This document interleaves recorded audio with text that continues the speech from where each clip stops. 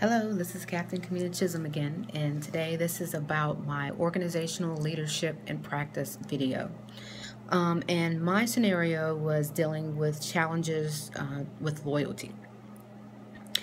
And so when I think about the personal experience and conflicts of loyalty, the first thing that came to my mind is being able to be loyal to the airmen that you lead and also trying to be loyal to your unit leadership. I often struggle with this sometimes because, when we go through to become officers, the first thing that, or not even officers, but just leaders, the first thing is that you need to be loyal to your people and they need to be able to trust you. So one example that comes to mind is that I had an airman who was scheduled to take a PT test, and she came in to bring in proper documentation so that she could get on a profile. Well, the type of documentation she brought in was not good enough for medical to issue a profile. Even though she did have a doctor's note, it was just on the wrong form. So when she came back from medical, I told the commander what happened, and he said that she had to take her PT test or she would have to go home, no pay, no points. And so I didn't really quite think that was the right answer at the time, but at that time I really didn't have anything to go off of. I really didn't have any guidance, and so I told her that she had to take her PT test. So she took her PT test, and of course she failed.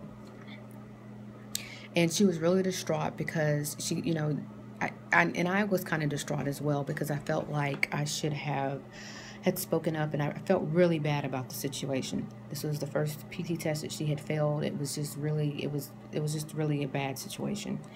And so I decided to go and talk with the commander about what had happened. And so he said, well, I'll tell you what. He said the reason why I made her take her PT test is because she was going to go not current. And, we all, as leaders, we don't want people to be not current on their PT. So he says, what I'll do is, I hear what you're saying. I'm glad you came, and, I'm glad you came and sat down and talked to me. So what I'll do is I'll send her information up before the medical board, and see if it warrants that we should still keep that score in the book. And if they come back and say that that it should be stricken from her record, I will take it, that particular PT score off of her record. And, when I was reading Stephen Coleman's case study in ethical theory, I was just reading about all these different case studies that junior officers like me go through, of saying, okay, we still have to execute our commander's guidance and policy, but at the same time, how do you protect your airmen? And so the way that I really felt like I was able to rectify the situation was actually going back and sitting down with the commander and talking with the commander and telling him, say, hey, she did have documentation. It was not on the form that they wanted, but she did have documentation.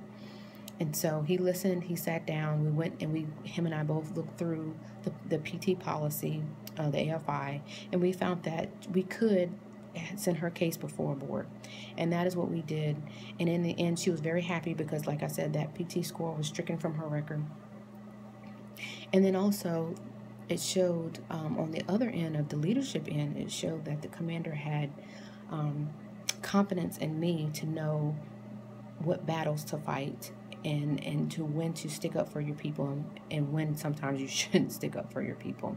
So I really feel like we are faced with conflicts and loyalty every day, just not in the military. I see it on my civilian job as well. But we just have to know that we have to sit down, and before we act on it, we have to sit down and think about what it is how we should handle the situation before we actually take and execute the situation. Thanks.